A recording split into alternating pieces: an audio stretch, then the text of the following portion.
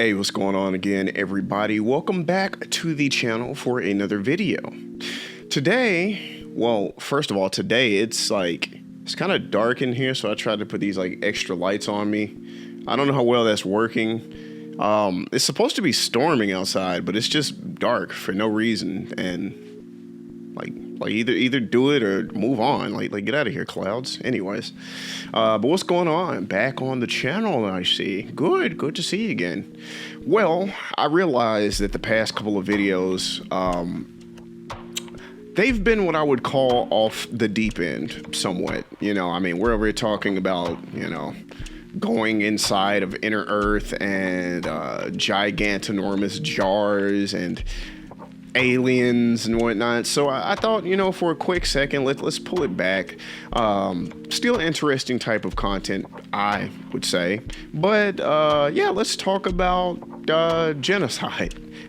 There's no real or easy way to segue into that, is it? So let's just do it. So basically, I had been seeing some things on the internet for a while now, and it talked about how there are these stages of genocide, and I thought, that sounds like that could be a thing, and that also sounds like something that was made up in a Facebook group. So let me do a little bit of research and see how legit it is. And it turns out it is legit. So let us get into how it is legitical. Greg Stanton is a former research professor over genocide prevention and studies at George University, which is kind of crazy. I had no clue that there was you can major in genocide studies, but he's also the founder of Genocide Watch and the Cambodian Genocide Project, as well as a few other projects around the word genocide. It's kind of crazy because I know for a fact that if I was a monetized channel, if this was a monetized channel, this would definitely get us demonetized, and it's really more educational than anything. So I really don't like the algorithm because this is more or less like a preventative thing, if anything, but I digress. He also has multiple degrees from Oberlin, Harvard, Yale, and I think a few other spots as well. He's really deep into anthropology and cultural studies. So I'll briefly touch on what anthropology is as well. So anthropology is basically just the study of humanity as a whole. Cultural anthropology is the study of human variation or cultural variation through different, categories. If I was guessing, I'd say region, religion, just cultural variation. So it just kind of studies that. Gregory has been involved in multiple different situations where he was trying to de-escalate high tensions and potential G-word situations in other nations such as Zimbabwe, Iran, and I believe Somaliland, and a few others as well. But he's known to get down and get in the mix and try to break up tension in other nations. So, this guy is really about trying to stop the G-word. I can't do it. No, genocide, okay? Let's stop trying to beat around the bush here. We're trying to help people. So he's really trying to de-escalate genocide on a global scale. But out of everything he's done in his career, he is the most known for, believe it or not, being the person who did come up with the actual stages of genocide. So yes, it is legit. If you ever see anyone talk about that, point them to this video because we want more views. Thank you very much. So he actually did create this list, and funny enough, it is a list that they actually use. And when I say they, I mean other governments. They actually use this tier stages of trying to figure out where a country is between altercations or tensions, and figuring out where this could progress and if it could escalate to something more. Initially, it started out as only 8 stages, but in about 2012, he actually added 2 more distinct stages to make it a total of 10 stages of genocide. Now that we know a little bit about the overview of the person that created it, the fact that it is somewhat credible, like I said, other nations actually use this as a scale, and we've just talked about the background and credibility of the person who invented it as well. Let's actually dive into these stages and hopefully you can't identify or relate to any of these. By the way, I will also not only be talking about each of the 10 stages, but they will be broken up into 3 subcategories, such as details, characteristics, and potential solutions or preventative measures. Stage 1 is classification, and the characteristics of classification are very simple. You've probably heard this phrase somewhere before. People are basically classified into them or us. So when you start hearing people talk about them versus us, you may want to really start evaluating what you're getting yourself into. As far as the details go, differences between people are no longer respected, and most of the time it will come down to stereotypes. So I will, use myself for example. So if I was in a situation like this and I started becoming, discriminated against, more than likely, I don't know, they may say, hey, watch out for dudes with dreaded buns on their heads that have YouTube channels, stay away from those guys. And I don't know, but you will start noticing that stereotypes will start to become, enlarged or, whatnot in type of conversations such as this. Funny enough, the recommended preventative measures are to basically develop a universal understanding and create a society that knows no divisions amongst people. I don't know why, I just find it funny because if I read it verbatim, it says develop universalistic institutions that transcend divisions. I don't know, that almost sounds like the Bilderberg group. Anyways, no, let's keep moving on. Stage 2 is symbolization, and the characteristic for this is whenever hatred itself manifests into symbols and are then forced upon people unwillingly. Now, I know what you're probably thinking. You're probably thinking with a description like that, does that mean the swastika flag or something along those lines? No, actually, whenever it talks about symbolization, it talks about the things that it does to you, the victim. So some examples of this is when the Khmer Rouge were forced to wear blue scarves, or when Jews were forced to wear the Golden Star of David, or in 1992 when non-Serbian citizens were forced to wear white armbands. So, like I said, it's whenever these symbols are applied to the actual victims or the people that are being discriminated against, that is when symbolization begins to manifest, because it really puts a visual representation on what I stated earlier about it's them versus us. Now you can identify who them or they is versus who you are. And this is just all setting the precedent to be able to identify these people to, unfortunately, hate these people. The preventative measure that they recommend for this is if you notice that there are any kind of symbolic things happening like this to people, legally, you should make sure that these are illegal and outlawed and banned, because if you don't, and this continues, then we progress, of course, into stage 3. Stage 3 is the actual discrimination. So this is when laws literally go into act that, basically nerf people's rights. So you no longer have the full rights as the person that could be sitting right next to you, if you're allowed to be in the same establishment as that person. And this is where it starts to really descend. This is where it starts getting bad. The 1935 Nuremberg laws took German rights from Jews in the nation, making it to where many of them couldn't even vote, nor could they even work a lot of jobs legally because, they weren't really citizens that much anymore. So whenever we talk about things like this, we're looking at apartheid laws, we're looking at segregation, and of course, like I just said, we're basically looking at you legally not being able to legally vote. So it's illegal for you to vote. I don't know why I said all that. Step 4 is dehumanization. So the characteristics of this is whenever that group or whatever demographic that is getting oppressed, they start to be basically personified or characterized as being something less than a human. So if you're black, you've probably heard the 3/5 clause. And it's very interesting because this kind of goes in a little bit of what I said about Unit 731. If you remember that's I think conspiracy theory iceberg level 2. One of the main reasons why these people are able to do what they do is because they don't see their victims as humans anymore. I think I mentioned it a little bit then, and this just kind of backs it up now. Man, look at me being on point. Anywho, but like I said, they don't see these people as humans. So you may get, I don't know, described as like an insect or a rodent. I don't know why it's like always the go-to. I guess because you squash bugs and, you have literally commercials on TV talking about extermination. So hope I'm putting it in your head like what this is leading up to.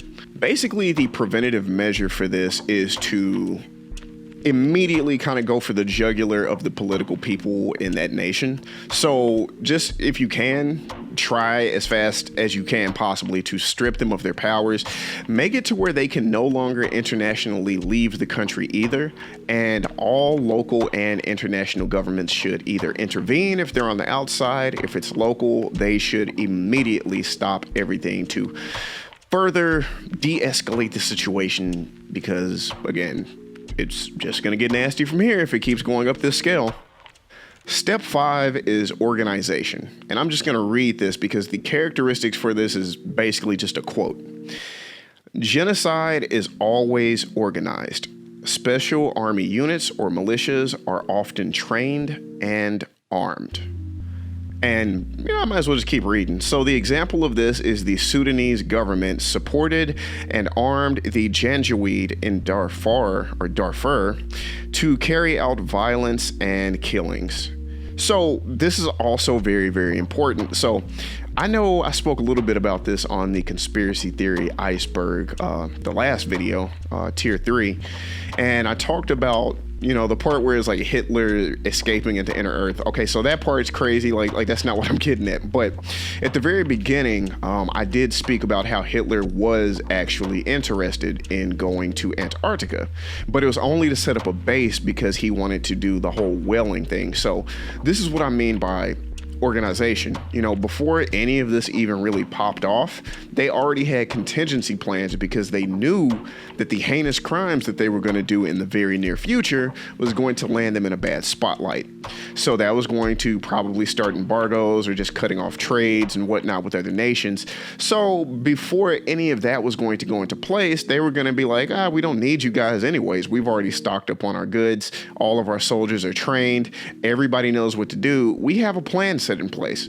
So in other words, even if you don't think that they're going to, do a genocide is always the end goal. Even if they're not even aware, that's going to be the end goal.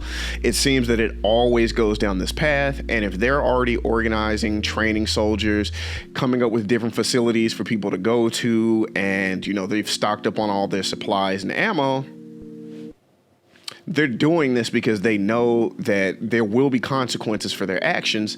And to supplement that so they don't lose their momentum, they're already making sure that everything's taken care of. That's kind of the best way I need to put that.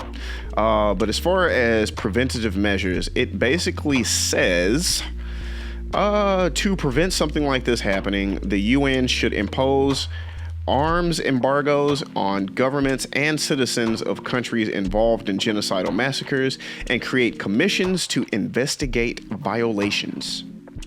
Sorry, I'm reading now straight from it, and I'm not trying to paraphrase anymore because, it's kind of serious business, so I want to make sure I'm getting it right to you, okay?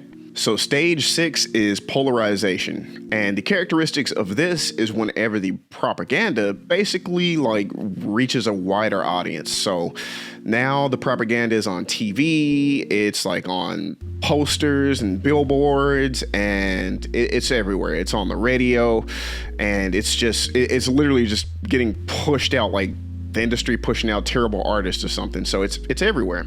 And to me, this is one of the scariest stages because this is what really, really is starting to set the stage. You already have the future victims wearing, things that identify who they are. And if you didn't know what that was and you're like, why are all these people, wearing these, Stars of David? They're probably Jewish, but why? Is this a trend or something? But now that it's actually hitting the airwaves and they're saying propaganda things or whatever. And obviously it's in a negative light. So now they're inducting fear into people that aren't in those demographics. So now you're freaking out and you're like, oh my God, what are they doing here? Why are they in my town? And it's just all to scare the mess out of you. So it's unfortunate. And this is where it starts getting sad, because the preventative measures are getting more difficult and it's just harder to actually prevent it. So this is why I say this is one of those things you have to kind of really stomp it out early if you can kind of see it.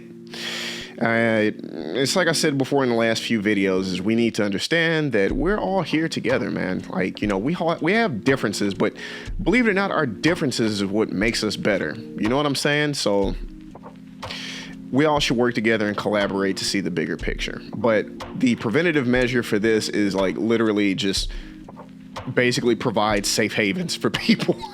That's how deep it's starting to get. Like, your best bet is to just like hope that you got a homie that sees you for who you are and is willing to house you, and at this point probably willing to die for you in the future, because stuff like this becomes illegal and you too are in association for harboring the enemy. Stage 7 is preparation. So this is where it starts getting kind of nasty.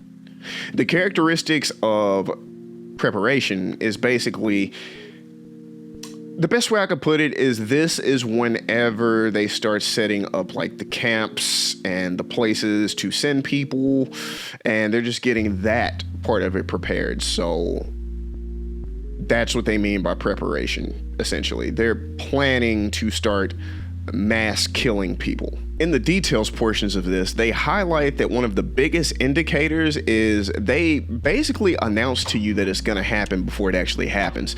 And it's always under the guise of something like the final solution or the last phase, or, the big, like it's something like that. But they always end up announcing it in some way, form, or fashion or another, that this is what's about to happen. This is what this is all leading up to. At this stage, the preventative measures is, they say, diplomatic pressure needs to be applied to the country, nation, or organization, whatever. And at this point, you really got to get other governments to step in, which ultimately is probably going to lead to a war. But stage 8 is basically whenever it starts taking its shape. As far as like what I said with the preparation before. So stage 8 is titled persecution. This is where expropriation happens. This is where the ghettos are then enforced and people are put into concentration camps as a means to separate who is in there, and then of course have all of the good people on the outside. And while this is happening, it's just a long drawn out process of just putting as many people as they can into these places, circling around neighborhoods and just trying to find them, busting into buildings and seeing if you can find these infidels or whoever you want to call these people, and drag them off to these camps and ghettos and what have you. Details include the beginning of massacres. This is where people, again, are starting to be singled out, like I mentioned. And of course, for whatever reason, religious, ethnic, whatever, and they're put into these different groups. And also they make lists. Didn't really think about that, but that makes sense, because if I remember correctly, I think they had lists of people as well through, like, maybe, I don't know, census or public records, and they would just go down the list and they just like, hey, did you check this person? They live at this house. Did you check here? Okay, it looks like these people all live in the same family. Okay, go check that house and just kick the door in and see who's there and round them up. So yeah, they will literally have access to public records, and they will just go through the lists of people and just, come scoop you. So this is the point where it's like, if you haven't already escaped, boy, don't go home, because they're looking at your house too. So if you have a friend that's not on that list, or you don't expect would be, targeted, you should definitely link up and pray to God they don't kick their door in too.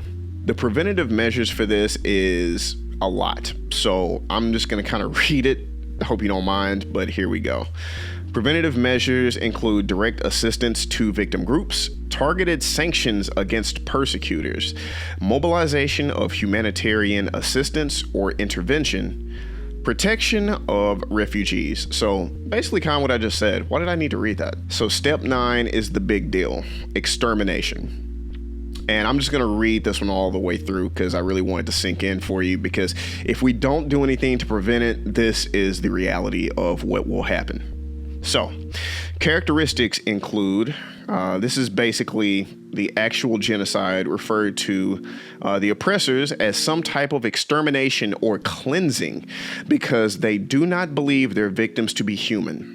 Details include millions of lives are changed or ended in a deliberate, murderous, and systematic campaign.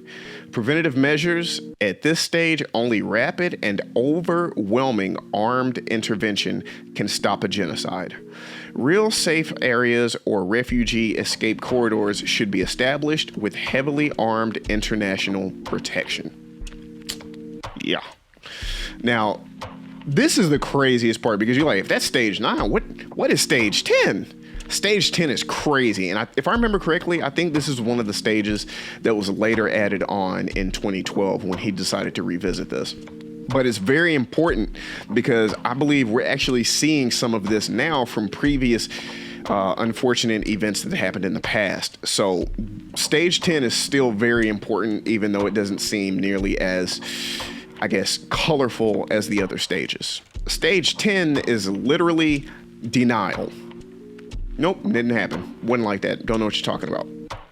So, of course, the characteristics, it says the perpetrators or later generations deny that they committed any crimes. Details include evidence is destroyed and witnesses are often intimidated. Preventive, my bad.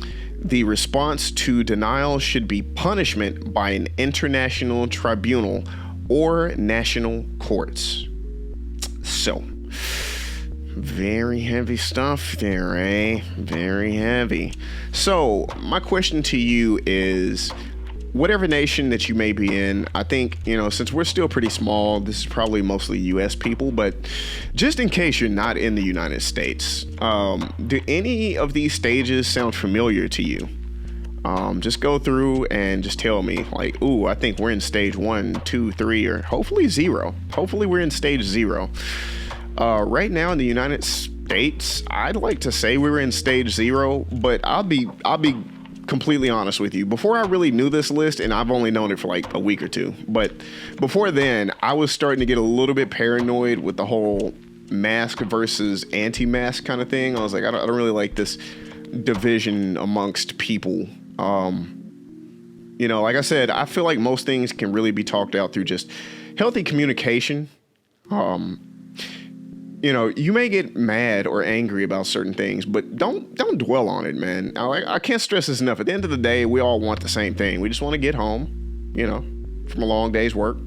Just want to make money, chill on our off days, doing whatever we do, whether it be eating, sleeping in, chilling, playing video games, playing basketball, whatever. We all have very simple needs. Don't let the divisive nature of people who only want to use you as pawns and puppets cause you to sever ties with people that you shouldn't have.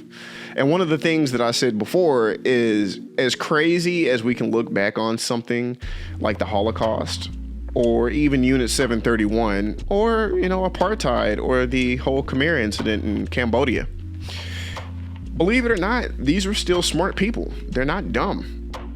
But even the most educated people can do the stupidest things. So I just say that, and I can't stress that enough, that no matter how intelligent you may see yourself, don't fall to something as stupid and trivial as being a part of something as dramatic and terrible as this.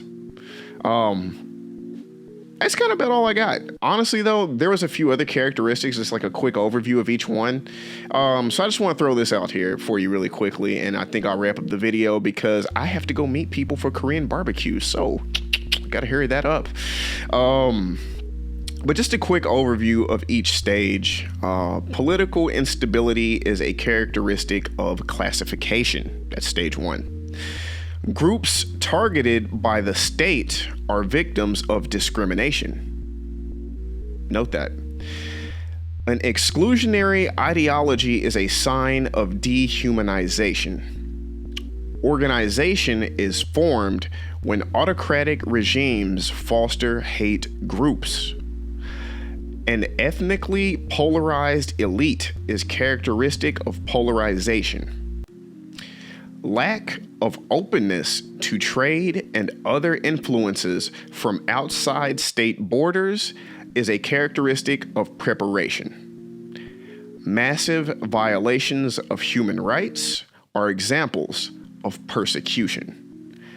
Impunity after previous genocides is evidence of denial. Again, heavy material, guys. Let me know what you think about this list in the comments below. Again, genocide is nothing to play around with, and it's almost like a harsh drug, man. It's a slippery slope. You're at stage 1, and the next thing you know, you're either having to hide or hide other people in like stage 6 or 7. It's a very slippery slope, and before you know it, it's upon you. But just understand this: you can't stop it alone. It takes a group of people to stand up and call stuff out like this. Because like I said before, I mean, even the smartest of people were led down these dark paths. It can be alluding to whatever heartstrings they tugged on at the time for them. So don't let one of those people do that to you. Understand, like I said, we're all here together on this planet. Other than that, that's about all I got for you guys today. Hope you have a fantastical day. Sun's definitely going down now, and I got Korean barbecue to eat. So I will holler at y'all on the next one. Toodles.